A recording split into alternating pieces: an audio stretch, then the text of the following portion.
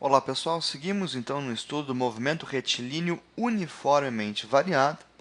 Nós já vimos que este movimento, este modelo de movimento, trabalha com uma aceleração constante, ou seja, ela não pode mudar nem no valor, nem na direção e nem no sentido, né? Bom, e que nós já vimos também que quando a aceleração for constante, nós estamos falando de um movimento que tem a sua velocidade média calculada por velocidade inicial mais velocidade final dividido por 2, certo? Bom, vamos a um exemplo de como trabalhar com isto. Vamos a um exemplo. Eu vou dar um exemplo que de repente é o meu preferido, gosto muito dele, que é de um corpo que deve ser lançado verticalmente para cima, ok? Vou colocar o corpo aqui, pronto. Um corpo que deve ser lançado verticalmente para cima. Aqui está. Bom, eu vou dar um valor de velocidade inicial para esse corpo. Digamos que a velocidade inicial dele ela tenha o valor de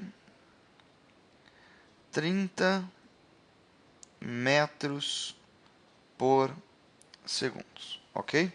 Num local onde a gravidade,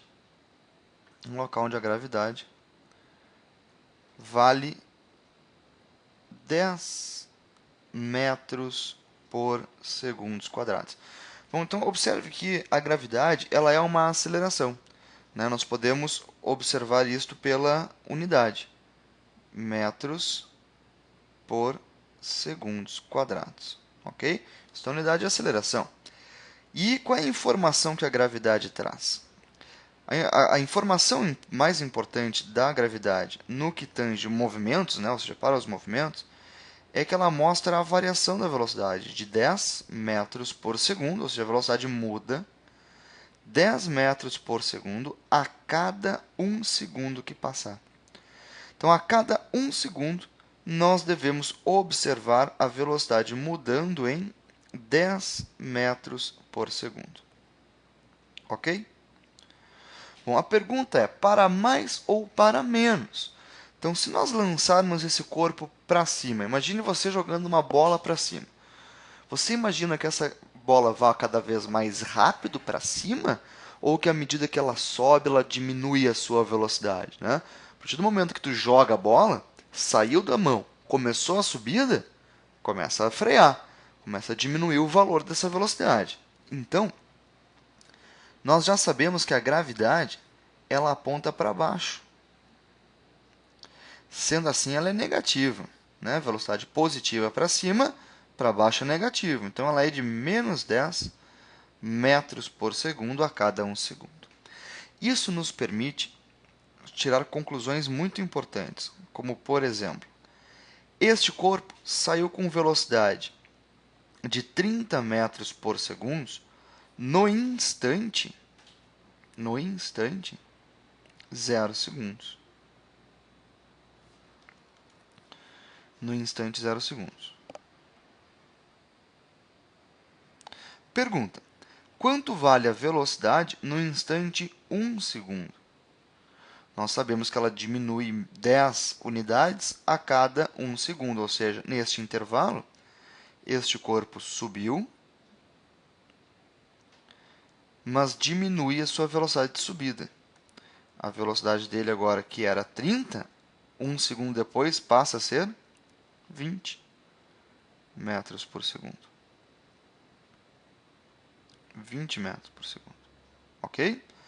Em mais 1 segundo, esse corpo freando sobe um pouco menos, sobe um pouquinho menos, e neste instante 2 segundos aqui, a velocidade dele diminuiu mais 10 e passa a ser apenas de 10.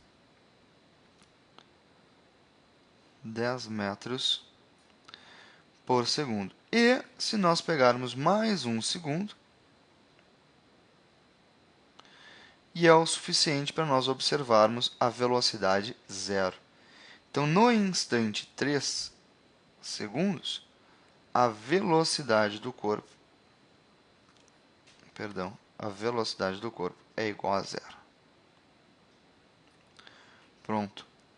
Bom, então, a primeira pergunta que nós conseguimos responder é a seguinte: em quanto tempo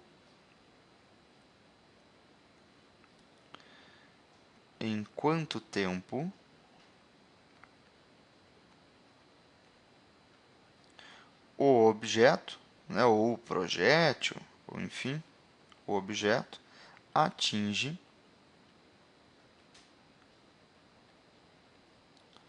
a altura máxima, né?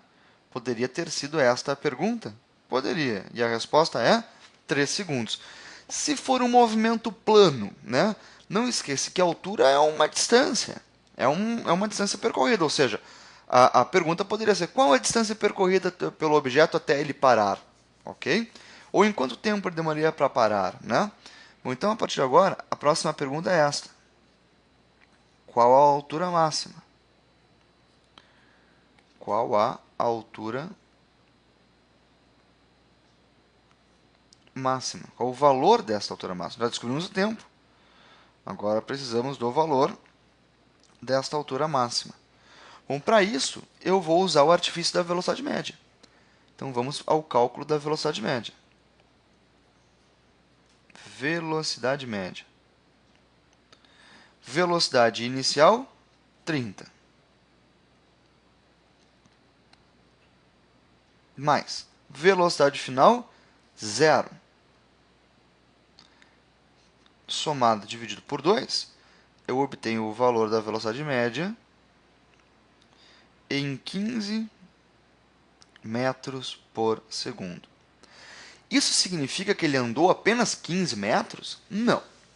Isso significa que ele andou 15 metros a cada 1 segundo? Também não. Isso significa que, em média, considerando todo o movimento, ele subiu 15 metros a cada segundo. Mas, em média, repare como ele sobe mais no início e depois ele sobe cada vez menos.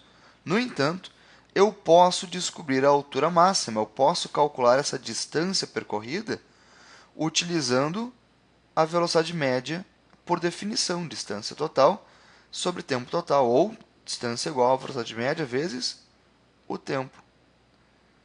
Se distância é igual a velocidade média vezes o tempo, nós já trabalhamos isso lá no MRU, então nós temos os valores agora da velocidade média, 15 metros por segundo, e o tempo de subida, 3 segundos. Descobrindo então que ele sobe 45 metros. Ok? Bom, então, isso nos permite já responder uma pergunta interessante, que é: como nós calculamos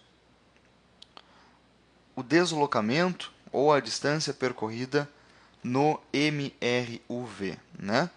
Nós conhecemos as equações do MRUV? Sim, conhecemos. Nós sabemos que o MRUV trabalha com aceleração, que é a variação da velocidade pelo tempo.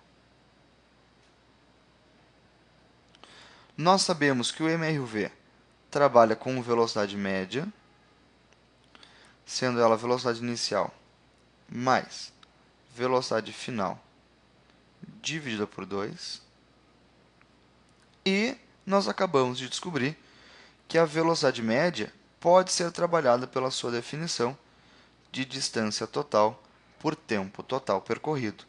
Mas se nós quisermos trabalhá-la vetorialmente, aí entra o deslocamento total, ΔX total, por intervalo de tempo. Ok? Então, nós temos as 3 relações aqui: aceleração, velocidade média e esta equação que eu vou colocar aqui em verde claro, que é, a partir da velocidade média, descobrir o deslocamento do objeto. em MRUV. Deslocamento. Ok? Eu prefiro sempre trabalhar apenas com essas três equações, que são as três equações básicas do MRUV. Mas, se nós misturarmos estas duas equações aqui,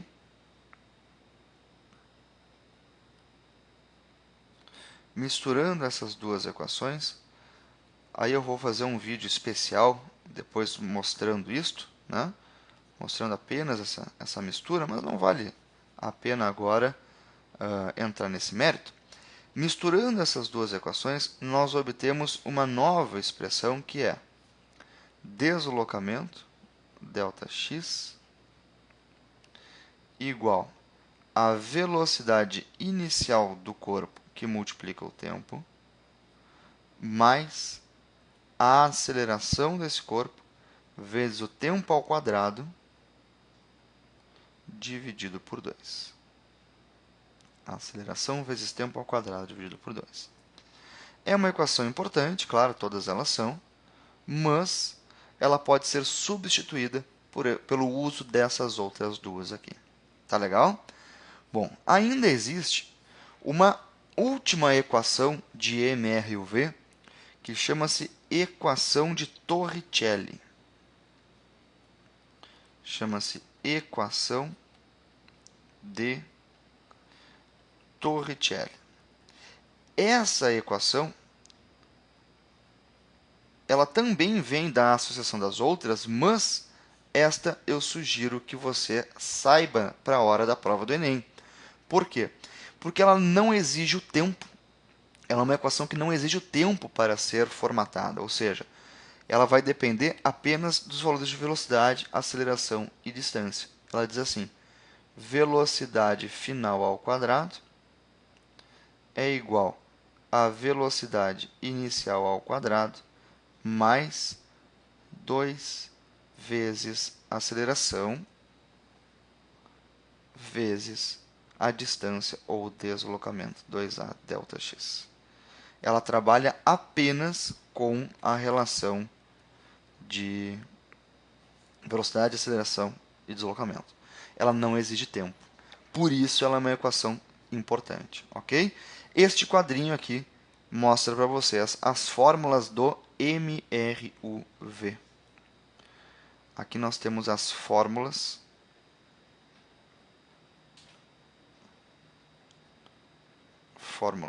ou equações do MRUV.